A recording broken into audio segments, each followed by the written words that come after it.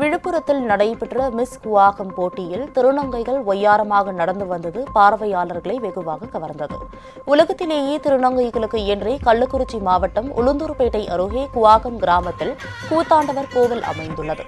இந்த கோவிலில் ஆண்டுதோறும் சித்திரை மாதத்தில் திருநங்கைகள் ஒன்று கூடி விழா எடுத்து கொண்டாடி வருகின்றனர். அதன்படி இந்த ஆண்டு திருவிழா கடந்த மாதம் 29ஆம் தேதி தொடங்கியது. இந்நிலையில் நேற்றிரவு மிஸ் குவாகம் போட்டி நடைபெற்றது. இதில் தமிழகம் மட்டுமின்றி பெங்களூரு, கேரளா, கர்நாடகா, டெல்லி உள்ளிட்ட பகுதிகளில் இருந்தும் ஏராளமான திருநங்கைகள் கலந்து கொண்டனர். தனித்திறமை, அழகு ஆகியவற்றை அடிப்படையில் இந்த ஆண்டிற்கான மிஸ் குவாகம் பட்டத்தை ரேணுகா என்ற திருநங்கை பெற்றார்.